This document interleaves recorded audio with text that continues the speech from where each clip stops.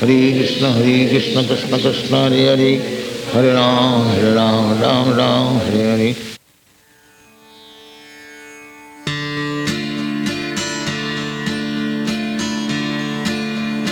Namamishvaram Satchit Ananda Rupam Lasat Kundalango Kule Rajamanam Yashoda Violu Kaladavamanam Ram Rishtam Atyan Tato Nritya Gupya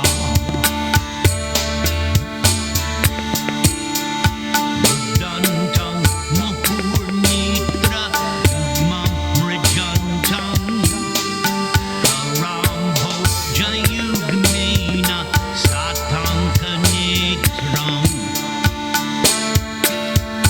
Muhu Swasakampa Trirekhanka Kanta Stita Drivang Damodaram Bhakti Vadam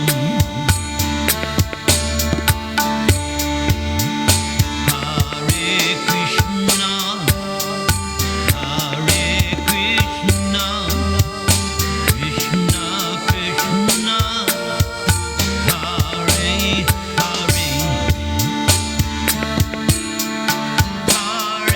Rama,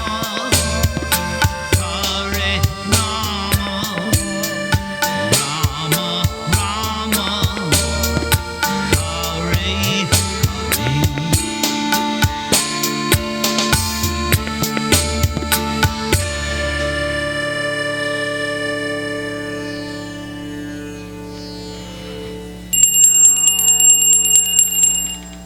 I bow down to the Supreme Controller, Krishna, whose form is composed of eternity, knowledge, and bliss, whose earrings play and swing, who is splendorously manifest in Gokula, but in fear of his mother, Yashoda, Krishna gets down from the wooden rice-grinding mortar and runs away. However, that gopi, Sri Yashoda, very much quickly chasing after him, catches Krishna by the back. Crying again and again with very fearful eyes, Krishna rubs those two eyes with his two lotus-like hands again and again. Krishna's neck is marked with 3 lines just like that of a conch shell. And so, the pearl necklaces and other ornaments situated on his neck move because Krishna is quickly breathing, sighing, and trembling. And so I offer my humble obeisances unto Damodar, who has a rope tied around his belly. But actually, Damodar is bound only by pure loving devotion.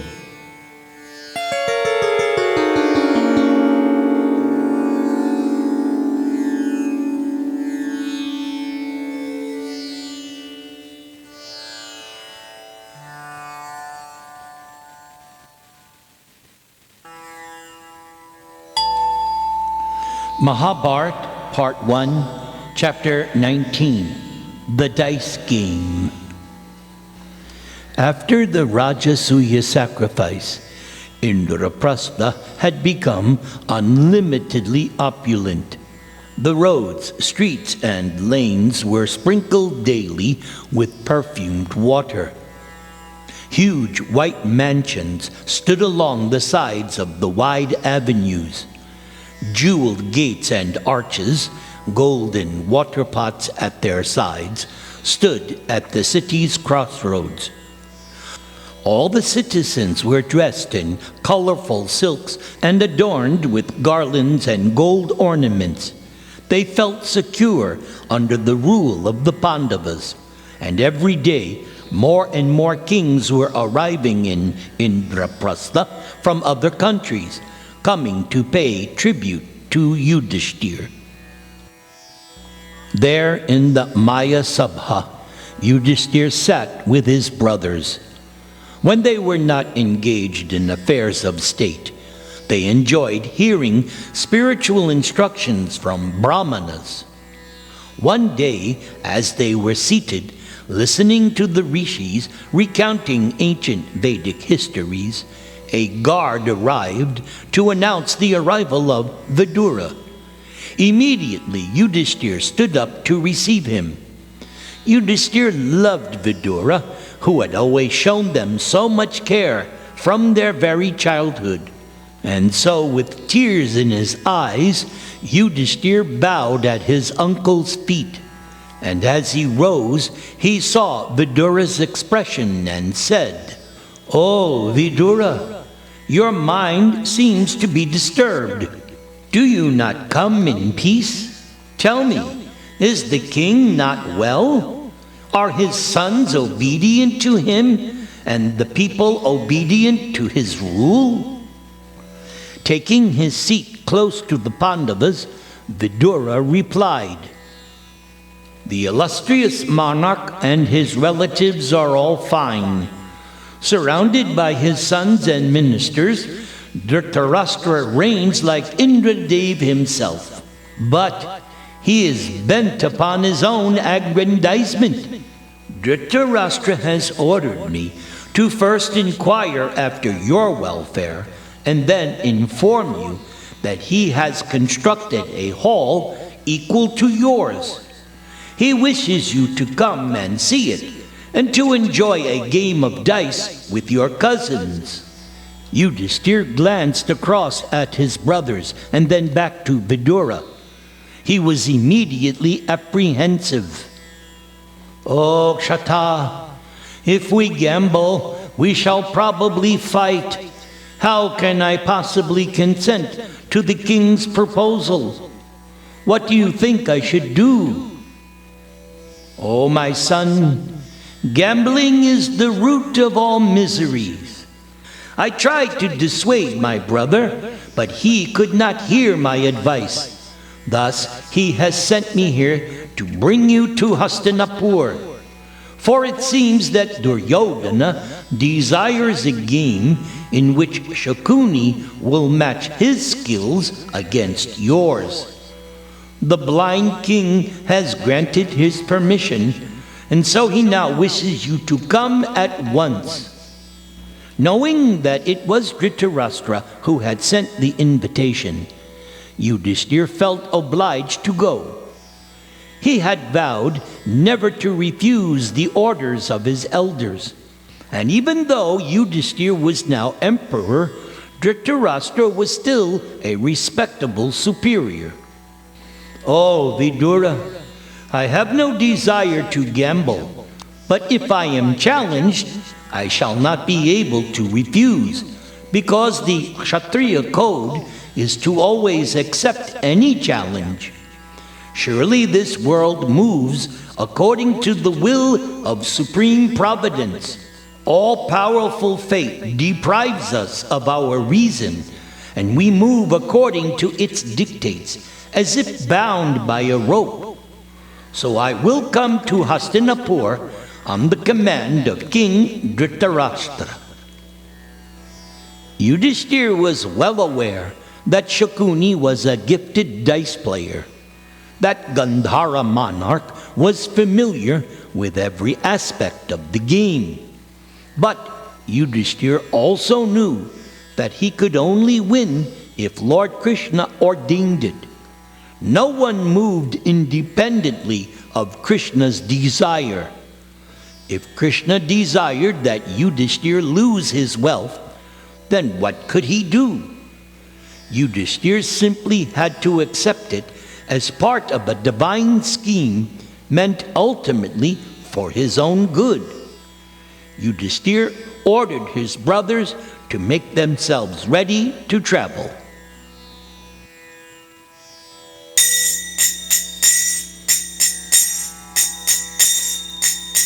Hare Krishna, Hare Krishna, Krishna Krishna, Hare Hare, Hare Rama, Hare Rama, Rama Rama, Hare Hare. Mad Bayad Vati Vato Yam, Suryastapati Mad Bayat, Varshatindro Dahati Agnir, Mrityus Charati Mad Bayat. Kapila Dev informed his mother Devahuti, "It is because of my supremacy that the wind blows, out of fear of me. The sun shines out of fear of me. And the Lord of clouds, Indradeva, sends forth showers out of fear of me. Fire burns out of fear of me. And death goes about taking its toll out of fear of me."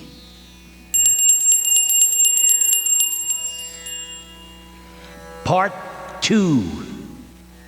The party left the following day. With the Brahmanas walking before him, Yudhishthira proceeded on a golden chariot, followed by his brothers. Attired in royal robes and golden ornaments, they entered the palace of Dhritarashtra, where they were greeted by the king and his sons, along with Bhishma, Drona, Karna, Kripa, and the other kings whom Dhritarashtra had invited. Then they were shown to beautifully furnished rooms where they settled for the evening. After going through their daily physical exercises and their religious rituals, they were offered the best of food. Dancers and singers entertained them as they ate. After the Brahmanas had blessed them, they then retired for the night. The women from Indraprastha entered the ladies' quarters. All of Dhritarashtra's daughters-in-law were filled with envy to see their beauty and prosperity. After exchanging greetings with the Kaurava women, Draupadi and the other Pandava queens rested for the night on ivory beds, covered with soft mattresses and spread with pure white silk. In the morning, the Pandavas were brought to the new assembly hall. Amidst the sound of drums and other instruments, they took their places on jeweled seats covered with costly rugs. The hall was crowded with kings from many provinces, with Dhritarashtra sitting at their head. Duryodhana and Shakuni sat opposite the Pandavas, and they were both smiling. When Yudhishthira was settled, the assembly became silent, and Shakuni spoke. "We have all been waiting for you, O King Yudhishthira. The hall is full, and we are eager to play dice." "Oh, Shakuni, there is no prowess to be found in deceitful dice playing.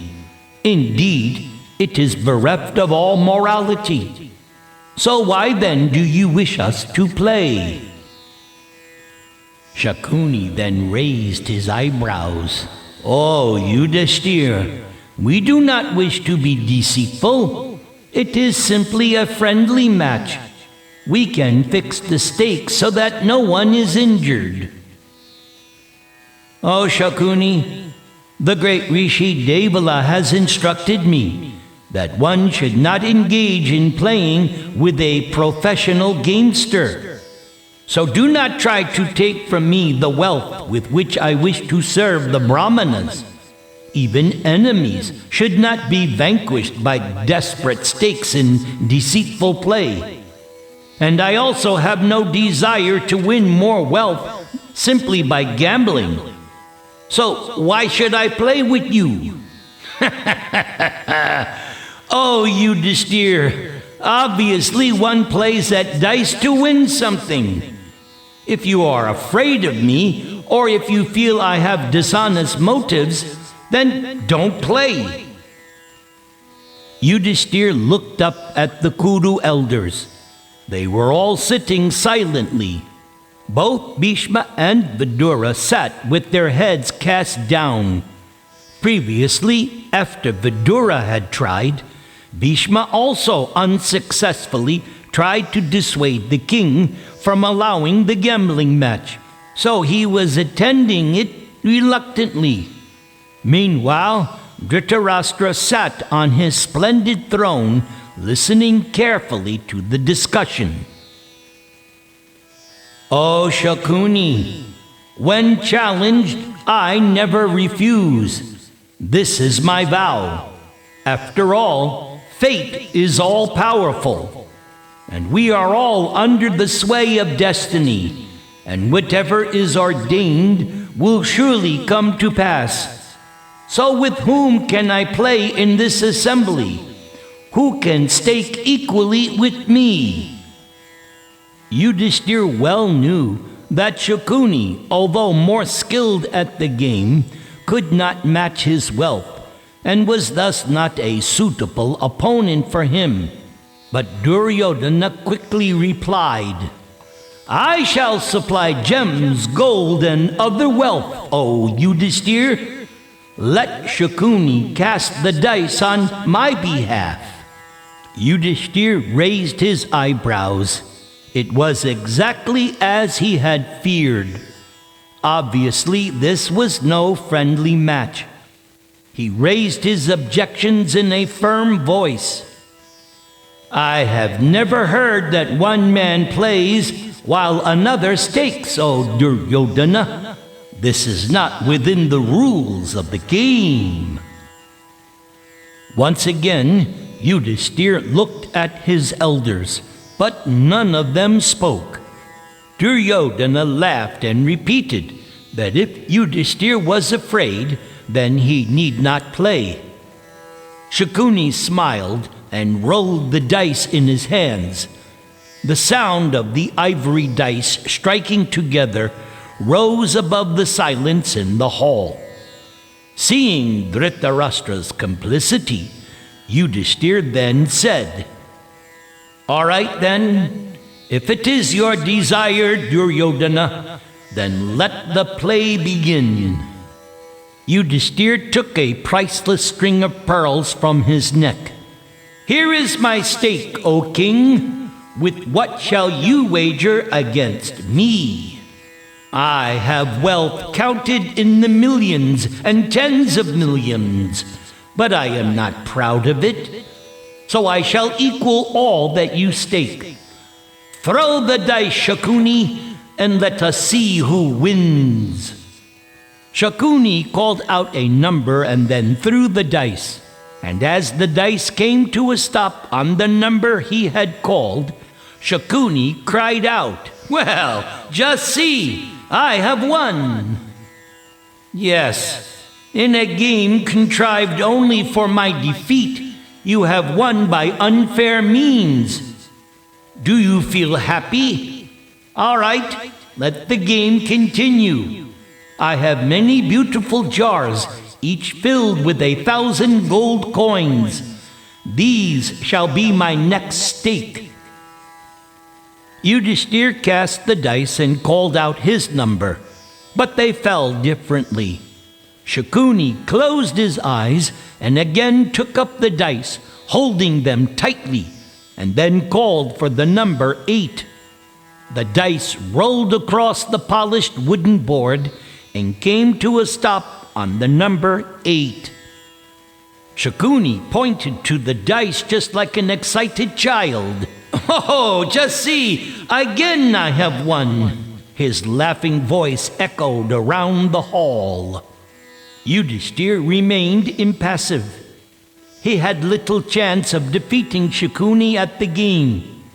The Gandhara king had practically made dice his life and soul.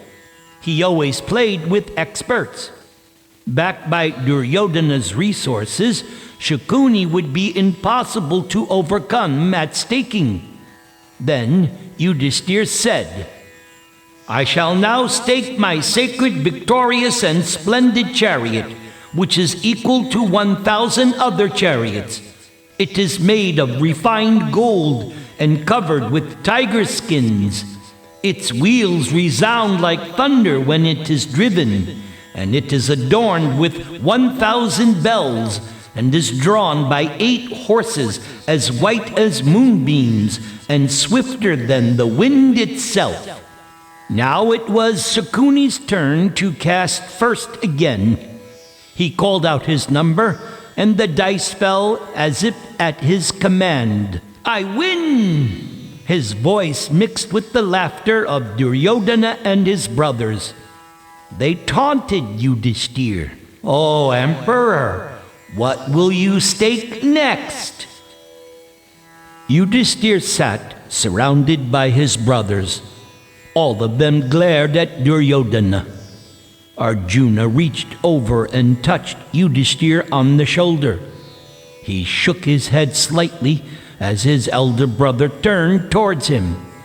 But Yudhishthir said, "I have 100,000 serving girls who are all young and richly adorned with costly garments and gold ornaments, and they are skilled in the 64 arts of service, especially dancing and singing. At my command, they wait upon celestials, brahmanas, and kings. These shall be my next stake." "Consider it matched," said Duryodhana with a smile. And once again, Yudhishthir failed to throw the number he called. But Shakuni rolled the dice with consummate skill and won the throw. "Ha ha! I win again!" On the royal podium, Dhritarashtra leaned forward and eagerly asked Vidura, "Oh, what was the stake? What has been won?" Vidura moved uneasily. He could not tolerate seeing the Pandavas being robbed by such deceitful means. He watched in pain as Yudhishthir lost throw after throw. Yudhishthir staked thousands of elephants, chariots, celestial horses, and countless other animals. He put up hundreds of thousands of soldiers, along with all their weapons and armory. Precious stones, gold, and other valuable metals were staked by Yudhishthir as he became gripped by the fever of the game. But all that could be heard was Yudhishthir calling out his stake and Shakuni crying out, "I have won! I have won!" followed by the loud laughter of all the Kauravas. Meanwhile, Bhimasena was seething with anger. From the time that Duryodhana had tried to poison him, Bhima had longed to face that Kaurava prince in an open and fair fight. This kind of devious and cowardly antagonism was unbearable for Bhima. But without Yudhishthir's order, however, Bhimasena could say or do nothing. Arjuna also longed to string his bow and challenge his cunning cousins to open combat, but he too felt constrained by Yudhishthir, so he could only watch in agony as they were being humiliated by the sneering Duryodhana and his brothers. Vidura could finally tolerate no more. He stood up suddenly, and within the hearing of everyone, spoke to his elder brother. "O king, listen carefully. I shall say something now which will be disagreeable to you, just as medicine is to a dying man. When that sinful wretch Duryodhana was born, and he cried like a jackal, I told you then and there to reject him. But you did not accept my advice, although it was very clear that he would be the cause of the destruction of our entire house. Can you not now see that prophecy coming to pass?" The game stopped. All the kings stared at Vidura. Duryodhana scowled, but his father remained silent. Vidura continued, "Hear now the ancient advice of Shukra, the celestial rishi. Those who seek to collect honey from a high place, become so absorbed in their aim that they do not see the drop which awaits them. Ascending to dangerous heights, they fall and perish. Your son, maddened by gambling, is the collector of honey, while creating hostilities with the powerful Pandavas. Duryodhana does not see the fall which awaits him. Vidura looked straight at the blind king as he was speaking. He reminded him of how once an evil king had been rejected and slain by his own people in order to save their dynasty. Similarly, the Kauravas should reject Duryodhana. Indeed, the king should order Arjuna to kill Duryodhana at once. In this way, Dhritarashtra, purchase these peacocks, the Pandavas, at the cost of this crow, your son. Do not sink into an ocean of grief for the sake of one crooked family member. There was once a bird that vomited gold, and a foolish king obtained this bird and out of greed killed it in order to enjoy the gold more quickly. He thus destroyed both his present and future happiness. O Dhritarashtra, do not imitate that king by persecuting the Pandavas just for the sake of their wealth. Instead, you should be like the flower seller who cherishes his trees with affection and thus picks flowers from them continuously. Vidura warned Dhritarashtra of the consequences of forming an enmity with the Pandavas. Not even the Celestials could face them in battle. If this gambling match continues, there will be war wherein the Kauravas and all their allies will be destroyed. And you will be the cause of this war, O king, because you alone have the power to stop your son. And still you remain silent. So I can see that you are enjoying your son's success. A man who follows another's heart, even against his own better judgment, sinks into affliction like a man going to sea in a boat guided by a child. O king, do not follow a wretch into the terrible fire which has blazed forth. When Yudhishthir, who is known as Ajatashatru, and his brothers are robbed of their kingdom and become angry, who will be your refuge in that hour of confusion? Why do you seek the wealth of the Pandavas? You can earn as much as you like without gambling. So instead, win these tigers among men who are worth more than any amount of wealth. Send Shakuni back to Gandhara. Do not wage a war that will destroy you to your roots. Duryodhana could take no more. He rose to his feet. Seeing that his father remained silent, Duryodhana rebuked Vidura harshly. Aha! We can now see your true nature. Rejecting those who maintain you, you side with the enemy. Oh, Shata, there is no greater sin than injuring one's supporter. How do you not fear this sin? Vidura, you are shameless, ungrateful, and disobedient to your elders. Why do you accuse me? Where is my fault? As water flows downwards, so I act how my nature dictates. I have received my nature from the Supreme. He controls all men's actions. Now, you may go wherever you please, but we cannot shelter enemies or those who are envious of their own protectors, just as an unchaste wife, however well treated, always forsakes her husband. Vidura shook his head in despair, And again he addressed Dhritarashtra. O king, tell me honestly what you think of those who reject the advice I have given. Surely a king's heart is unsteady. They grant protection one moment, then strike with weapons the next.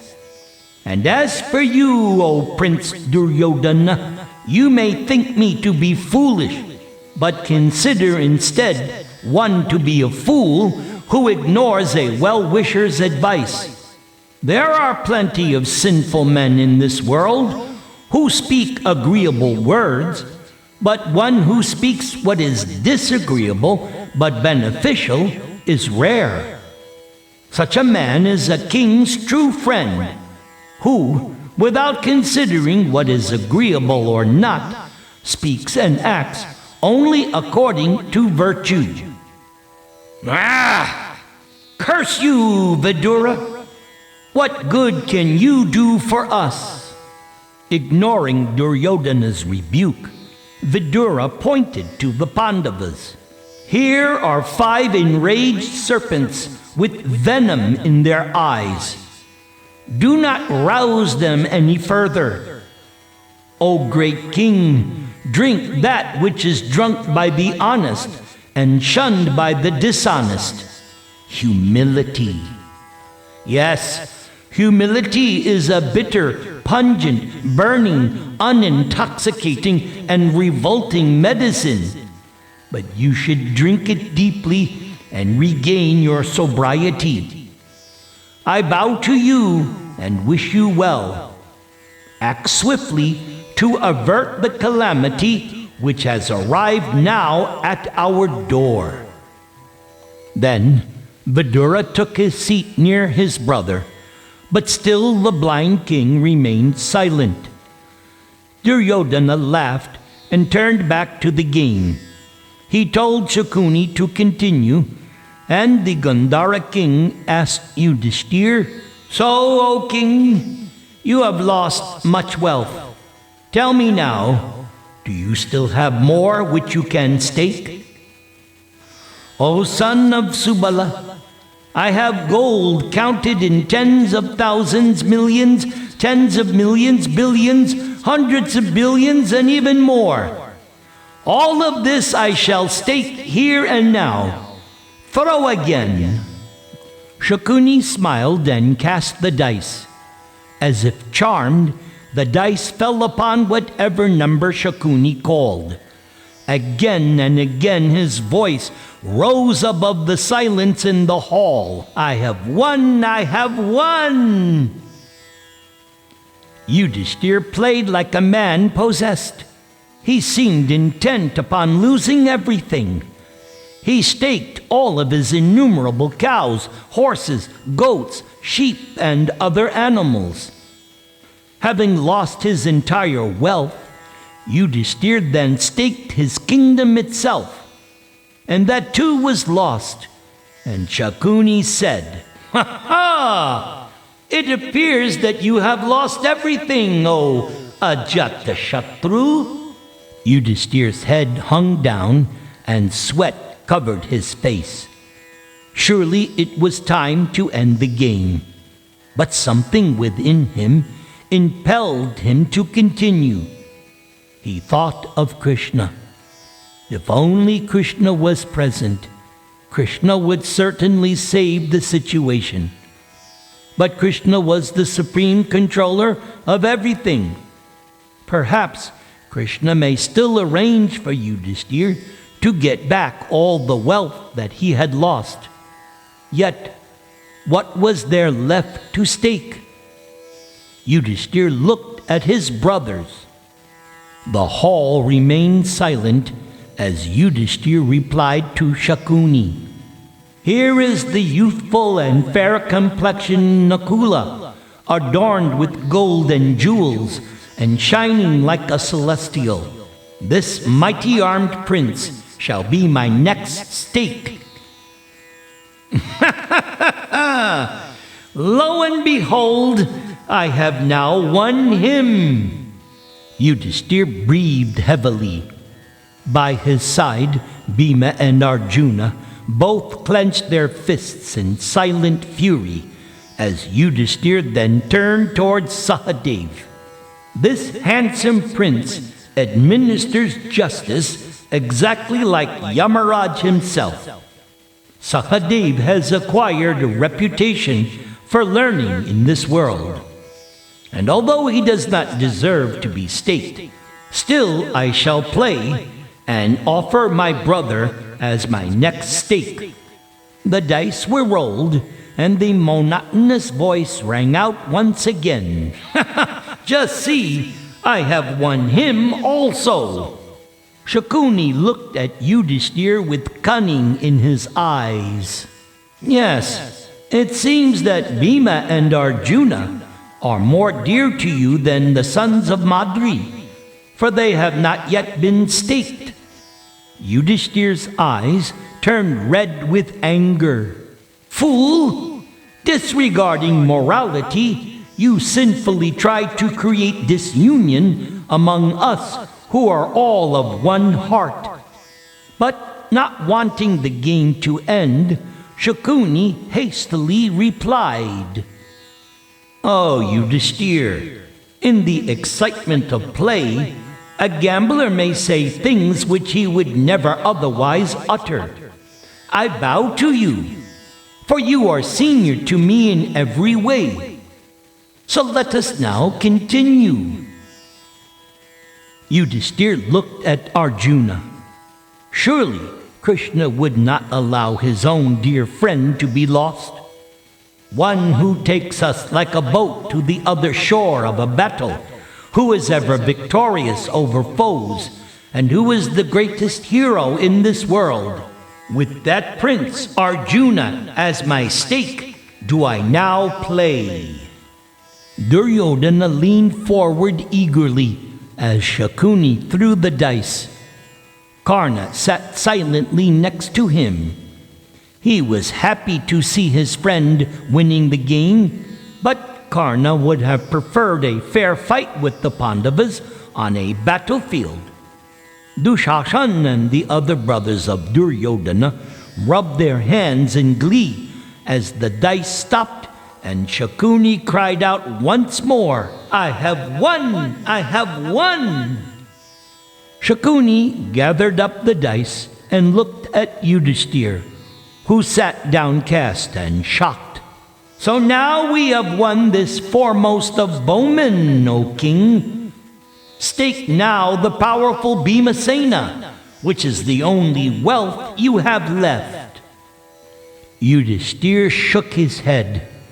There was no turning back now. Slowly he replied, Although he does not deserve to be staked, I now play with this prince, who is our leader, who fights like the thunder wielder Indra.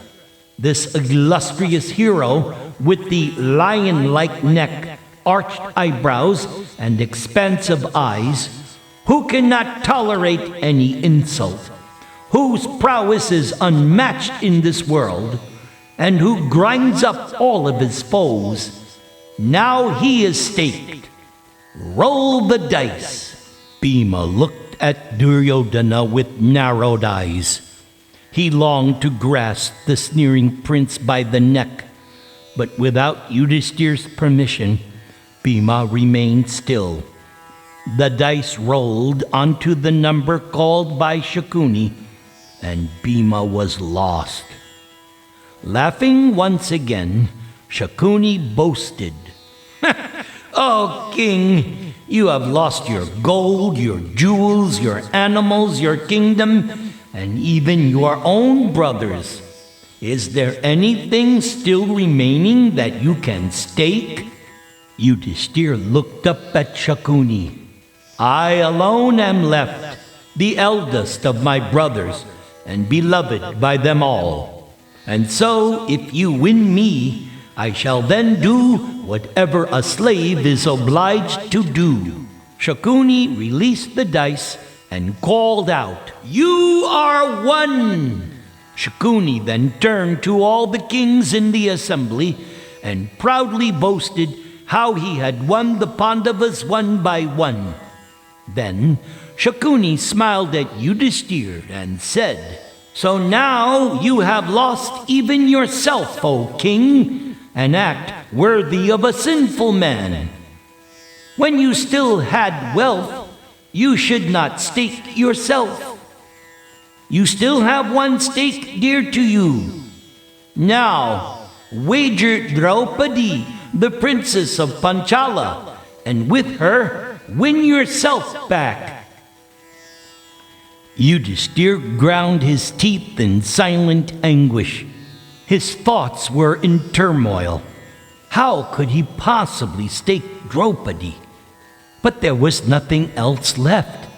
His kingdom was gone, and he had cast his brothers and even himself into slavery. That had been a terrible mistake. How had he let himself get so carried away? Now, Draupadi was his only chance to turn things around. He had to wager her. What else could he do? What shelter could she now have anyway? All of her husbands were lost. Confused and praying fervently to Krishna, Yudhishthir looked up at the laughing Shakuni. "I shall now stake that princess, who is neither short nor tall, neither lean nor obese, who has bluish-black curly hair, and whose eyes resemble the leaves of an autumn lotus. That princess, whose fragrance is like a lily, and who is as beautiful as Goddess Lakshmi, who possesses every accomplishment, who is the last to take rest and the first to rise in the morning, due to her caring for all of us, and who is such that anyone would desire her. Draupadi shall be my final stake." When Yudhishthir said this, his brothers were horrified. Even the Kuru elders loudly called out, "Fie! Fie!" The whole assembly became agitated, and the pious kings present began to grieve, with tears flowing from their eyes. Bhishma, Drona, and Kripa were all covered in perspiration. Vidura sat sighing like a serpent, but Dhritarashtra, glad at heart, was unable to conceal his emotions, and he repeatedly asked, "Is the stake won? Is the stake won?" Shakuni's face was flushed with excitement. Once more the dice obeyed his command, and he shouted out, "She is won! She is won!" Duryodhana and Karna laughed and slapped their hands together. Mocking the anguished Yudhishthir, Shakuni jeeringly repeated again and again, "Oh, you still have one stake dear to you. Bet her, O Yudhishthir," rolling the dice as he spoke. Duryodhana then turned to Vidura. "Come now, O Shata, bring Draupadi, the dear wife of the Pandavas. Let her be forced to sweep the chambers. Let the unfortunate woman now live with the serving maids." "O you wicked man, you do not see that by such words you are tying a noose around your own neck. Can you not realize that being but a deer, you are provoking the anger of so many tigers?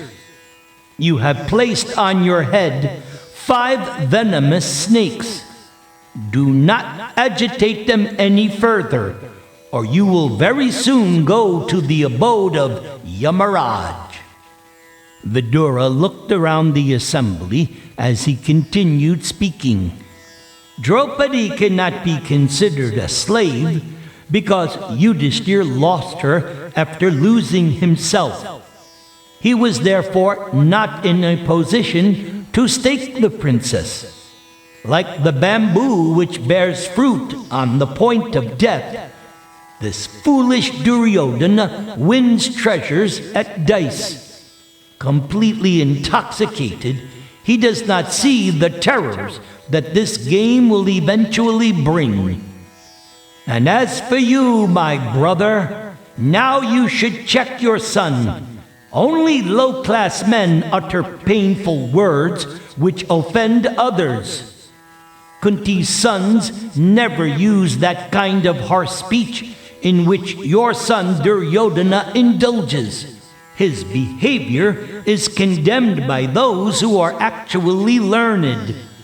Stones may float and boats may sink, but this foolish prince will never heed any good advice.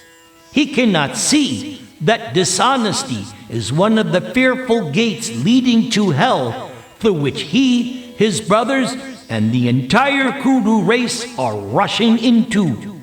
Certainly your son, Duryodhana, will be the cause of our destruction. Fie on you, Vidura! Looking around, Duryodhana saw the chief servant of the palace and called out to him, Pratikaman, bring Draupadi here. You have nothing to fear from the Pandavas. It is only Vidura who raves in fear. The Pandavas just sat there with their heads bowed. In the presence of Dhritarashtra, Bhishma, and Drona, Yudhishthir remained silent, just as they had done. He was stupefied with sorrow. His attachment for gambling had brought about utter ruination. And now, before the eyes of everyone, the chaste Draupadi was about to be humiliated. Yet, what could he do?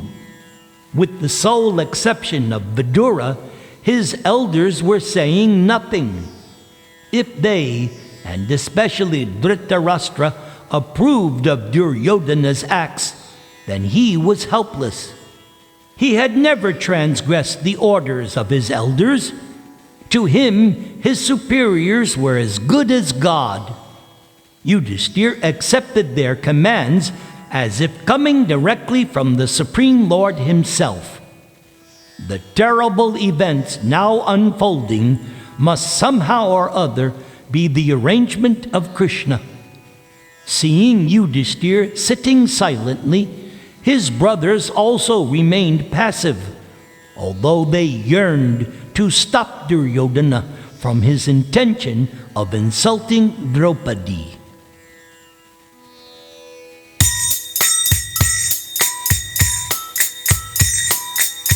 Hey Govinda, hey Gopal, Keshava, Madhava, Dina Dayal. Dina Dayal Prabhu, Dina Dayal, Dina Dayal Prabhu, Dina Dayal. Shyama Sundara, Kanaya Lal, Girivaradhari, Nanda Dulal. Nanda Dulal Prabhu, Nanda Dulal. Nanda Dulal Prabhu, Nanda Dulal. Achyuta Keshava, Sri Radha Madhava, Govinda Gopala Hari. Achyuta Keshava, Sri Radha Vallabha, Govinda Gopala Hari. Hey Govinda, hey Gopal, Keshava, Madhava, Dina Dayal. Dina Dayal Prabhu, Dina Dayal. Dina Dayal Prabhu, Dina Dayal. Hare Krishna, Hare Krishna, Krishna Krishna, Hare Hare. Hare Rama, Hare Rama, Rama Rama, Hare Hare.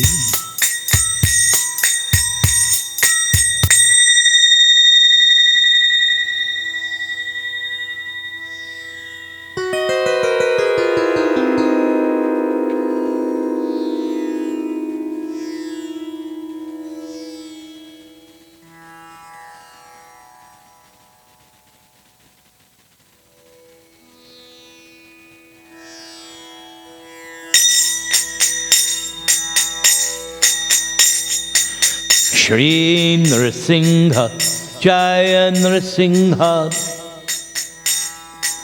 Jaya Jaya Nrsimha. Prakladesha, Jaya Padma, Mukha Padma Bringa. Namaste Narasimhaya, Praklada Klada Dayane, Hiranya Kashipur Vakshaha, Shilatanka Nakalaye, Ito Nrsimha Parato Nrsimho, Yato Yato Yami Tato Nrsimha, Bahir Nrsimho, Hridaye Nrsimho, Nrsimha Mading Sharanang Prapadye, Tavakara Kamalavare Nakham Adbhuta Sringam, Dalita Hiranya Kashipo Tanubringam, Keshavadrita Nara Hari Rupa, Jaya Jagadisha Hare, Jaya Jagadisha Hare, Jaya Jagadisha Hare. Keshavadrita Nrsimha Rupa, Jaya Jagadisha Hare, Jaya Jagadisha Hare, Jaya Jagadisha Hare, Jaya Jagadisha, Jaya Jagadisha, Jaya Jagadisha Hare, Jaya Jagadisha Hare. Hare Krishna, Hare Krishna, Krishna Krishna, Hare Hare, Hare Rama, Hare Rama, Rama Rama, Hare Hare, Hare Krishna, Hare Krishna, Krishna Krishna, Hare Hare, Hare Rama, Hare Rama, Rama Rama, Hare Hare, Hari Haraye Namaha, Hari Haraye Namaha, Hari Haraye Namaha.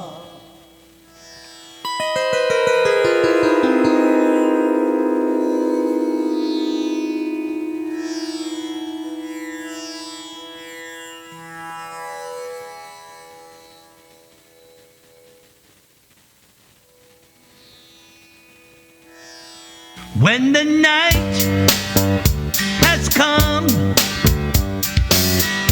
and the land is dark and the moon is the only light we see, no, I won't be afraid. No, I won't be afraid. Just as long as you chant with me. So darling, darling, chant with me. Oh, chant with me. Oh, chant with me. Chant with me.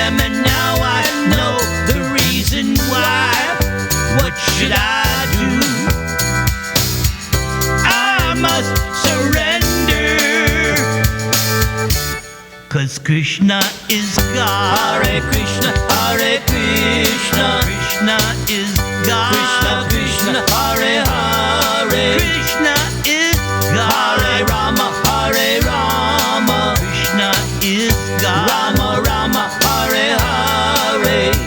If the sky that we look upon should tumble and fall, or the mountains should crumble to the sea, I won't cry, I won't cry, I won't cry, no, I won't shed a tear, just as long as you chant with me. So darling, darling, chant with me. Oh, chant with me. Oh, chant with me. Chant with me. Hare Krishna, Hare Krishna, I feel fine, Krishna Krishna, Hare Hare, getting better all the time. Hare Rama, Hare Rama, All you need is love. Rama Rama, Hare Hare. And I don't care what they say about me. Fool, fool. They say I'll never, never be free. Fool, fool. But oh, it doesn't matter what they say. I know I'm gonna love him any old way. What can I do when it's true? I don't want nobody, no, 'cause Krishna is God. Hare Krishna, Hare Krishna, Krishna is God. Krishna Krishna, Hare Hare, Krishna is God. Hare Rama, Hare Rama, Krishna is God. Rama Rama, Hare Hare.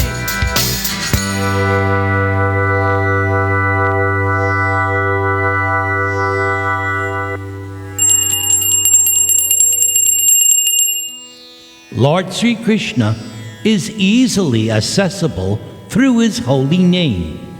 In Bhagavad Gita, he tells Arjuna, Ananya Cheta Satatang, Yo Mang Smarati Nityashaha, Tasyahang Sulabha Partha, Nitya Yuktasya Yoginaha.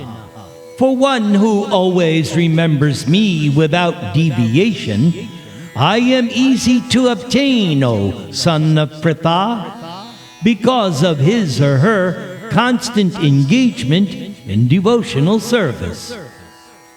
Krishna is not different from his name, and that is because Krishna is absolute. Nama Chintamani Krishnash, Chaitanya Rasa Vigraha, Purna Shuddho, Nitya Mukto, Abhinitvan Nama Namino. The holy name of Krishna is transcendentally blissful. Krishna's holy name bestows all spiritual benedictions, for it is Krishna himself, the reservoir of all pleasure. Krishna's name is complete and is the form of all transcendental mellows. Krishna's name is not a material name under any condition, and so Krishna's name is no less powerful than Krishna himself. Since Krishna's name is not contaminated by the material qualities, there is no question of Krishna's name being involved with Maya. Krishna's name is always liberated and spiritual. Krishna's name is never conditioned by the laws of material nature. This is because the name of Krishna and Krishna himself are identical. Thakur Bhakti Vinod has aptly sung as follows. Maya jale badda hoye, achomiche kajaloye, ekona chaitanya peye, Radha Madhav Nam Bolo Re.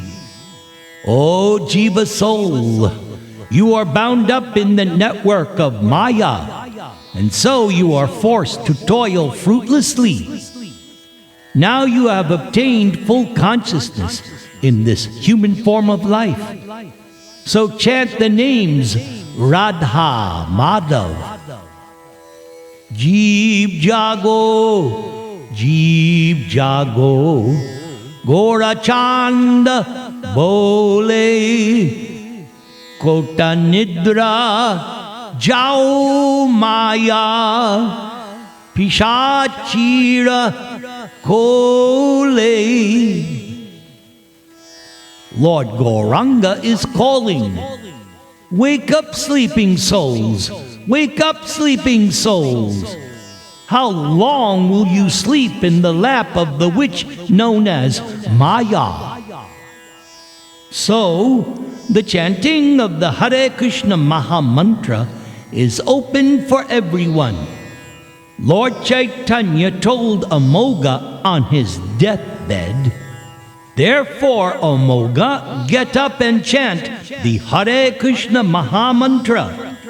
For if you do so, Krishna will unfailingly bestow mercy upon you." Chanting the holy name of God incessantly is the only hope for the conditioned soul. Krishna is non-different from his name, so when you chant, Krishna is right there with you, dancing on your tongue. Krishna is always there right inside your heart, so he is the nearest person to you. Now, it does require some faith to believe that Krishna is non-different from his name, but if one can believe it, then one can become a chanter. Faith is merely the beginning, but still it is the beginning. Now the question becomes, how does one get that faith? Yes, it comes about when one is so fortunate as to get the association of another chanter.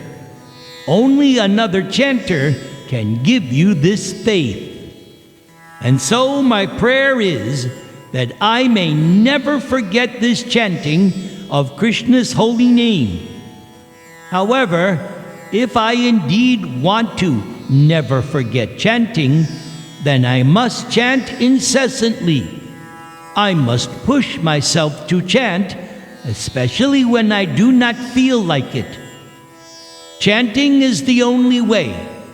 There is no other way for salvation. There is no other way.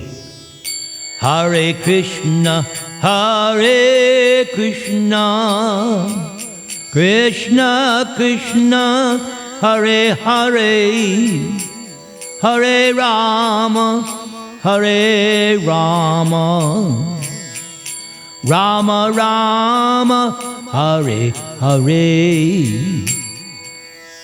Om Tat Sat